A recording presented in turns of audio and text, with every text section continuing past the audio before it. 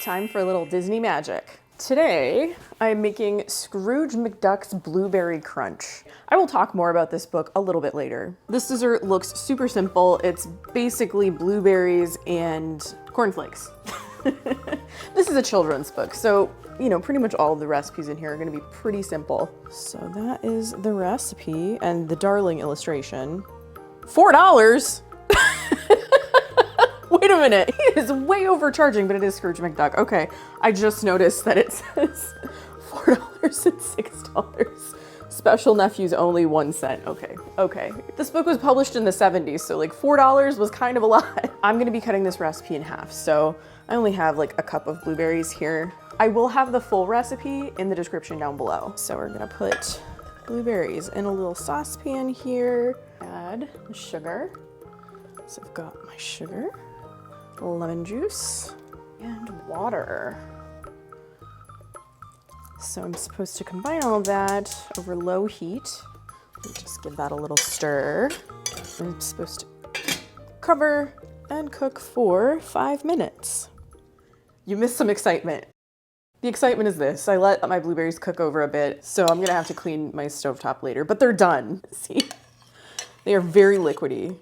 I don't know what that's about. Anyway, cornflakes. I have to crush up my cornflakes before I can use them, and this is a brand new box. And I need this much cornflakes out of that. That's the smallest box I could find. Send me your cornflake recipes. It says to crush these on wax paper. I'm using a Ziploc bag because we have them now.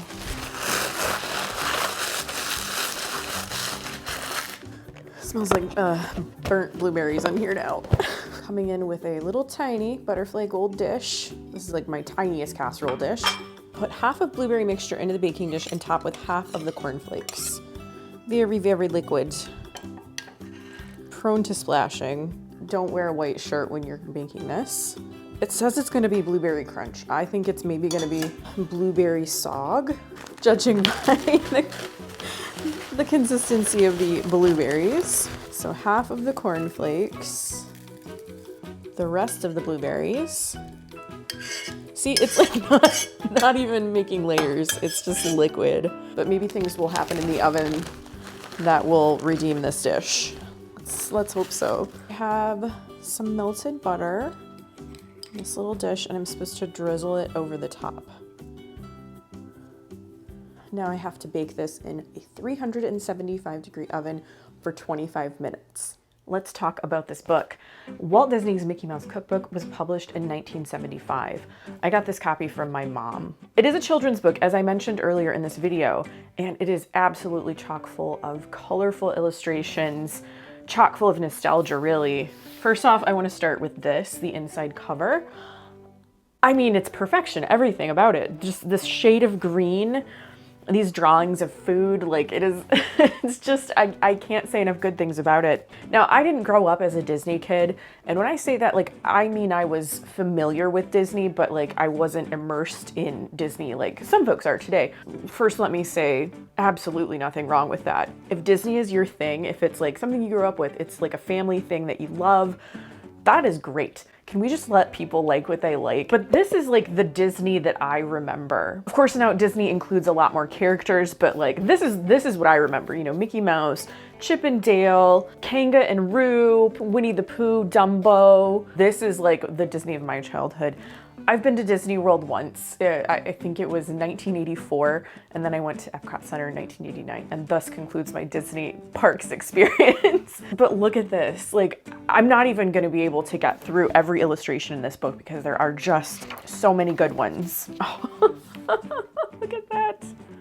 It has a nice set of like kitchen rules, of course. Every children's cookbook pretty much has this, but this one is more fun because we've got Captain Hook with a vegetable peeler. How to measure, like, again, with the illustrations. This is just fun to sit and look at. Honestly, I think it's more fun to sit and look at this than it is to try to cook a lot of the recipes. A lot of these recipes I think are almost too simple. Think like a recipe for spaghetti where you just like cook box spaghetti and then open a jar of sauce, that kind of thing, which is a valid thing. It's a thing that people need to learn how to do, especially as kids, but it wasn't really a recipe that I wanted to cook for the channel necessarily. Every chapter starts with amazing illustrations. Even amazing like lettering in this case. The illustrations are so amazing that I'm like covering my face. I have to hold the whole thing open to show you. Piglet's Pizza Muffins. I'm assuming these are English muffin pizzas. Yep. Did you make English muffin pizzas at your sleepovers growing up? I definitely did that. Dumbo's Peanut Butter Deluxe Sandwich. It's basically peanut butter and then add whatever jelly that you want. Look at this hot dog wearing a beanie. Because it's Mickey Mouse's Beanie Weenie Soup. Sherwood Forest Scrambled Eggs. I do love this animated version of Robin Hood. I don't know if I have a favorite Disney movie. I grew up watching a lot of the live action Disney movies with humans in them. So like Pollyanna and Bedknobs and Broomsticks. What was the one? It was like the Ugly Dachshund, I think is what it was called, something like that. That was like a lot of the stuff I remember growing up from Disney. We didn't have the Disney Channel when I was a kid because it was like a premium channel that you had to pay extra for cable, but they would sometimes have like weekend previews, and then I could get my fill of like Dumbo Circus and Mickey Mouse Club and like whatever cartoons they were showing. Oh man, look at that. It's the whole Winnie the Pooh, or most of them. I don't see Eeyore, he's probably too sad to cook. It's most of the Winnie the Pooh crew making spaghetti together. I don't remember that from the books. Oh, this was like a very tempting thing for me to try and make, but again, it was that kind of situation where it was like cook spaghetti and add sauce. I guess there's meatballs because, I mean, look, it would have been a missed opportunity for them not to have Lady and the Tramp spaghetti and meatballs. Whoever worked on this cookbook, I think they had a great time. They had to, right? There's no way that you couldn't. These potatoes, and this Daisy Duck's baked potato recipe, they're so realistic, I think. It's a very realistic looking potato. We've got Snow White and the Seven Dwarfs ushering in desserts. Are these Mickey's nephews? Morty and Ferdy's snowballs. I feel like that's kind of a deep cut. Unless you're like a Disney person, I don't really know much about those two. I'm trying to find like characters that I don't know. It's jam-packed. It is jam-packed. If you love old school Disney, if you're just a Disney fan in general, I think you would absolutely love this book. I believe that this was a very lucky find. Thank you, Mom, for finding this because it can get a little pricey on eBay. My copy is not in absolutely perfect condition, which if you know me, you know that doesn't matter. I think there's a little bit of drawing in here. Someone decided to like draw over the shapes, which I really don't care as long as I have the book and I have like the fun of the cookbook and the recipes and the illustrations. If you have a copy of this, like, definitely take a look at it and take a little walk down memory lane to your childhood. If you were a Disney kid, even if you weren't, you'll probably find some really familiar characters in here. Ooh.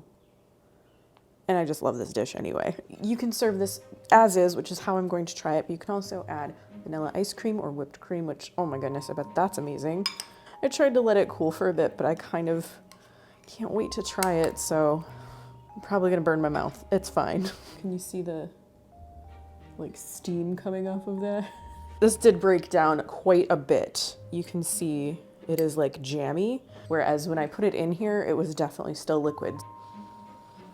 I know this is gonna burn my mouth.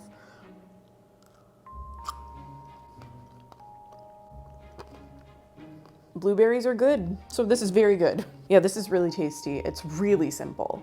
Not a lot of ingredients required. And there's also instructions in here for how to make all kinds of fruit crunchies with different kinds of fruit. You can do apple, you can do strawberries, just pretty much anything you can think of. If your kids want to give cooking a try, if they really want to start getting creative in the kitchen, they can make this dish and then they can make all of the variations. Very nice. If you happen to love recipes and cookbooks from the 1970s like I do, I have an entire playlist and I will link it in the description down below. I hope you liked this video. If you did, please give it a thumbs up and subscribe to my channel if you haven't already. I love to make videos about food, vintage cookbooks, and retro recipes, so if you know someone who loves videos like that, please share this with them. It really does help my channel grow by reaching a larger audience. Thanks again for watching, and I will see you in my next video. Bye!